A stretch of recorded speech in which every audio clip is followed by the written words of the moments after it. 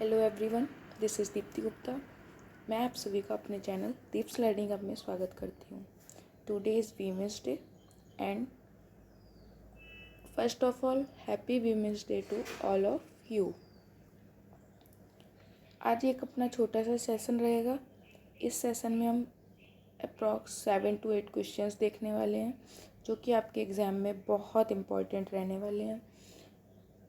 And अगर session पसंद आता है तो लाइक शेयर एंड सब्सक्राइब ज़रूर कीजिएगा।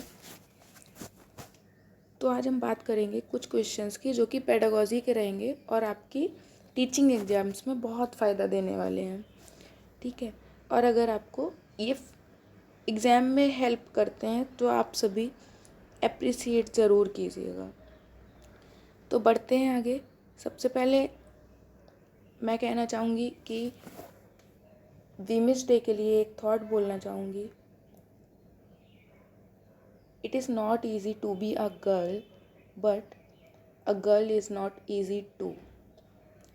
आई होप आप सभी समझ रहे होंगे। एंड बेसिकली लाइफ में सेल्फ रिस्पेक्ट होना बहुत ज़रूरी है, इसलिए सभी को अपनी लाइफ में इसको बहुत इस्तेमाल करना चाहिए। तो सेशन को लंबा ना खींचते हुए हम सबसे पहले क्वेश्चंस की तरफ मूव करने वाले हैं। आप सभी समझिएगा। मैं अपने बारे में कुछ बताती हूँ। This is Deepti Gupta and qualification में बीएससी, एमएससी और डीएलएड है। टेट सीटेट हमारा क्वालिफाइड है। एंड समथिंग अपना एक्सपीरियंस और कुछ अपनी नॉलेज, कुछ जो थोड़ा बहुत मुझे आता है वो आप सभी के साथ शेयर करना चाहती हूँ। आई होप आप सभी इसको पॉजिटिव लेंगे। ओके, बात करते हैं हम। सबसे पहले आपको क्या करना है आप सभी जानते हैं, लाइक शेयर एंड सब्सक्राइब। अगर सेशन पसंद आता है और अगर इसमें जो भी कमियां लगती हैं तो आप मुझे कमेंट बॉक्स में कमेंट ज़रूर कीजिएगा ताकि मैं इनको नेक्स्ट सेशन में सुधारने की कोशिश कर सकूं। आज का हमारा क्वेश्चन रहेगा, देखिए क्वेश्चंस मैंने इंग्लिश में लिए हैं बट मैं एज वेल एज हिंदी में भी आपसे बराबर डिस्कस करती चलूँगी। और अगर आपको फिर भी प्रॉब्लम होती है तो आप मुझे बताइएगा, मैं नेक्स्ट टाइम से दोनों लैंग्वेजेस में लाने की कोशिश करूँगी। ओके, फर्स्ट ऑफ ऑल मैं बताना चाहूँगी कि क्वेश्चन क्या कहना चाह रहा है। Factors affecting the emotional development are, मतलब इमोशनल डेवलपमेंट को आप कौन कौन से फैक्टर्स हैं जो अफेक्ट कर सकते हैं या फिर उस पर प्रभाव डाल सकते हैं। ओके, फर्स्ट ऑप्शन है आपका फिजिकल हेल्थ या मेंटल एबिलिटीज़ या फैटिग या फिर all of the above. Okay, देखिए इमोशनल डेवलपमेंट का मतलब क्या होता है, आप इमोशनली कितने डेवलप हो गए हैं, मतलब आप लोगों से कितना इमोशनली अटैच हो सकते हैं। आप किसी ऐसे ग्रुप में बैठे हैं तो ऐसा नहीं है कि आप उस ग्रुप से बाहर हैं। ओके, तो इमोशनल डेवलपमेंट आपका शो करेगा कि आप उनसे कितना अटैच हो पा रहे हैं। तो बेसिकली इसमें आपकी फ़िज़िकल हेल्थ भी अफेक्ट करेगी, मेंटल एबिलिटीज़ भी करेंगी एंड ये भी करेगा, इसलिए आपका ऑप्शन कौन सा सही हो जाएगा, ऑप्शन नंबर 4। ओके, देखिए एक छोटा सा एग्जांपल मैं इसमें देना चाहूँगी कि अगर आप इमोशनली डेवलपमेंट नहीं हैं तो हो सकता है कि आपकी फ़िज़िकल हेल्थ या बेसिकली आप को रिलेट कर सकते हैं कि अगर आप फिज़िकली अच्छा महसूस नहीं कर रहे हैं, आपकी तबीयत ख़राब है, तो हो सकता है आप ग्रुप में बैठ के भी उन लोगों से अटैच ना हो पाएँ, इसलिए ये एक दूसरे को अफेक्ट करते हैं। ओके, आई होप आप सभी को क्वेश्चन समझ में आ गया होगा। बात करेंगे नेक्स्ट क्वेश्चन की, क्वेश्चन नंबर 2। क्वेश्चन नंबर 2 आपसे कहता है कि which is true for the cephalocaudal principle. Cephalocaudal principle आप सभी ने इसके बारे में पढ़ा होगा। और विकास के 2 सिद्धांत होते हैं, आप सभी को पता होगा, एक प्रॉक्सिमोडिस्टल एंड एक सेफेलोकॉर्डल। सेफेलोकॉर्डल में क्या होता है कि जो सिर से पैर की ओर विकास जाता है, ठीक है। इसको याद करने की एक छोटी सी ट्रिक मैं आपको बताती हूँ। मैंने जिस तरह से याद किया वैसे ही मैं आप सभी को बता देती हूँ। देखिए आप सभी इसमें कंफ्यूज हो जाते होंगे। तो सेफेलोकॉर्डल सा का साउंड निकल रहा है, इसलिए सा सिर से पैर की ओर, एंड बच्चा प्रॉक्सिमोडिस्टल जो कि केंद्र से बाहर की ओर चला जाएगा, ठीक है। तो सेफेलोकॉर्डल में अब आप ऑप्शन में देख लीजिए कि सिर से पैर की ओर कौन सा जा रहा है, development from head to foot, obviously हमारा यही जा रहा है।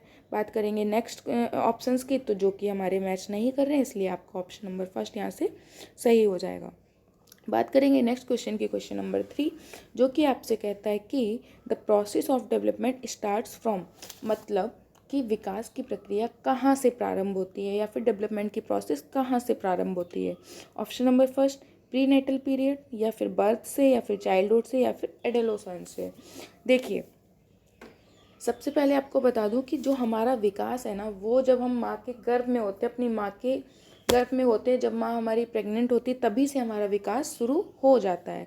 इसलिए अब आपका ऑप्शन कौन सा सही होगा, आई होप आप सभी गैस कर चुके होंगे। प्री नेटल पीरियड या फिर पूर्व प्रसव अवस्था। ओके, देखिए बर्थ से हो बेसिकली ये बर्थ के पहले से ही शुरू हो जाता है, इसलिए आपका ऑप्शन यहाँ से फर्स्ट सही होगा। बात करेंगे नेक्स्ट क्वेश्चन की। नेक्स्ट क्वेश्चन आपसे पूछता है कि which of the following is not a sign of being gifted, मतलब गिफ्टेड स्टूडेंट्स के साइन कौन सा नहीं है।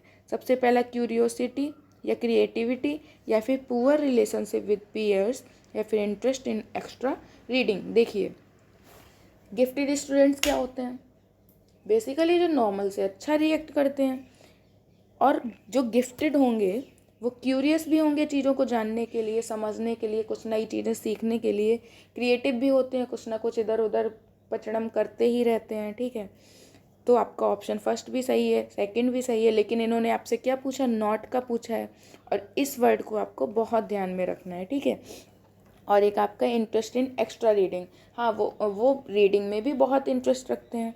लेकिन आपका एक थर्ड ऑप्शन है जो कि आपका नेगेटिव जा रहा है, कहते हैं कि poor relationship with peers. Peers मतलब सेम एज ग्रुप फ्रेंड्स, जिनके साथ पुअर रिलेशनशिप होता है। ऐसा नहीं होता, ये गिफ्टेड स्टूडेंट्स का साइन नहीं है, इसलिए आपका ऑप्शन नंबर 3 यहाँ से सही हो जाएगा। बात करेंगे नेक्स्ट क्वेश्चन की। नेक्स्ट क्वेश्चन आपसे कहता है कि which of the following is an example of fine motor skills. ठीक है, क्लाइंबिंग, हॉपिंग, रनिंग या राइटिंग। देखिए सॉरी बेसिकली दो तरीके की स्किल्स होती हैं, सभी ने पढ़ा होगा, gross motor skills and fine motor skills. Gross motor skills में ऐसी स्किल्स आ जाती हैं जिनमें आपकी बड़ी मसल्स का यूज़ होता है, एंड फाइन मीन्स आप समझ ही रहे होंगे छोटा सा, तो फिर छोटी मोटर स्किल, छोटी मसल्स का यूज़ होता है। ठीक है, तो क्लाइंबिंग बेसिकली पैर यूज़ हो रहे हैं, तो बड़े, हॉपिंग, रनिंग, ये तो ग्रॉस मोटर स्किल्स में आ रहे हैं ना। बट राइटिंग की अगर हम बात करते हैं, जब आप लिखते हैं तो आप बहुत बारीकी से, आपको पता होना चाहिए कि पेन कैसे पकड़ना है, कैसे लिखना है, कैसे आपकी राइटिंग अच्छी आने वाली है। तो ये फाइन मोटर स्किल्स में आ जाएगा, इसलिए आपका ऑप्शन नंबर 4 यहाँ से सही हो जाएगा। बात करेंगे हम नेक्स्ट क्वेश्चन की। नेक्स्ट क्वेश्चन आपसे कहता है कि the most important quality of an effective teacher is, number first deep knowledge about the subject taught, या फिर अ स्ट्रिक्ट डिसिप्लिनेरियन, या good rapport with the students, या फिर गुड मोटिवेटर। ठीक है, एक इफ़ेक्टिव टीचर, एक प्रभावी शिक्षक की जो क्वालिटी है वो कक्षा में कैसी होनी चाहिए। Deep knowledge about the subject, देखिए ऑब्वियसली ये आपके टीचर में गुण होना चाहिए कि उसको अपने सब्जेक्ट की डीप नॉलेज होनी चाहिए। ठीक है, स्ट्रिक्ट डिसिप्लिनेरियन, बेसिकली डिसिप्लिन में रखना चाहिए लेकिन स्ट्रिक्टली नहीं, जिससे कि बच्चे प्रभावित हो जाएंगे ना, फिर वो सीखने की बजाय उनसे डरने लगेंगे, तो ये भी आपका ऑप्शन सही नहीं जाएगा। Good rapport with the students, हाँ ऑब्वियसली स्टूडेंट्स के साथ अच्छा उनका मेल मिलाप होना चाहिए, लेकिन ये बहुत इफ़ेक्टिव क्वालिटी नहीं है। लेकिन आप ऑप्शन नंबर 4 की अगर बात करेंगे तो ये कहता है गुड मोटिवेटर। टीचर हमेशा एक मोटिवेटर होना चाहिए, और एक अच्छा मोटिवेटर होना चाहिए जो कि आपको मोटिवेट कर सके पढ़ाई के लिए, आगे की लाइफ के लिए, चीज़ों के लिए, जिससे आप अच्छी चीज़ें सीख भी सकें और आपकी इंटरेस्ट भी आपका बना रहे। तो आपका ऑप्शन नंबर 4 यहाँ से सही हो जाएगा। देखिए आज के लिए मैंने ज़्यादा क्वेश्चंस नहीं रखे हैं, ठीक है, तो परेशान मत होइएगा। नेक्स्ट वीडियो में हम अच्छे क्वेश्चंस के साथ और ज़्यादा क्वेश्चंस के साथ मिलने वाले हैं। ठीक है, तो बात करेंगे नेक्स्ट क्वेश्चन की, जो कहता है कि physical traits such as height, eye colour या bone structure and hair are, ये क्या है। देखो यार, ये टाइपिंग में थोड़ी सी मिस्टेक हुई है, कुछ अभी नया नया है, डू सपोर्ट, डोंट वरी। मैं आप सभी के साथ बेसिकली कुछ दिन में सब कुछ गुड हो जाएगा, ठीक है। तो ऑप्शन नंबर फर्स्ट की बात करें अगर, तो कहता है कि प्राइमरी क्वालिटीज़ या फिर सेकेंडरी क्वालिटीज़ या फिर नॉट इनहेरिटेड या फिर हेरिटेड। देखिए, आप सभी को पता होगा कि आपकी हाइट, आपकी आई कलर, आपका बोन स्ट्रक्चर, आपके बाल, ये सब आपकी हेरिडिटी से आपको प्राप्त होते हैं। आपके माँ बाप जिस तरह के दिखते हैं उस तरह से आप मैच करते हैं। तो ये क्वालिटीज़ आपकी हेरिटेड होती हैं। ना आपका ये ऑप्शन सही होगा, ना ये सही होगा, ना ये सही होगा, आपका ऑप्शन नंबर 4 यहाँ से सही होगा, ठीक है। बात करेंगे, आज के लिए हमारे इतने ही क्वेश्चन हैं। आई होप आप सभी को सारे क्वेश्चंस अच्छे से समझ में आए होंगे। क्वेश्चंस ज़्यादा नहीं है पर क्वेश्चन बहुत ही अच्छे हैं, ठीक है, जो आपकी टीचिंग एग्जाम्स में, आपके एग्जाम्स में आपकी बहुत हेल्प करने वाले हैं। तो आप सभी का मैं धन्यवाद कहूँगी मुझे सुनने के लिए, मुझे समझने के लिए। सेशन पसंद आए तो लाइक शेयर एंड सब्सक्राइब ज़रूर कीजिएगा, जिससे मुझे मेरी मेहनत का आइडिया लग सके। Thank you so much, thank you all.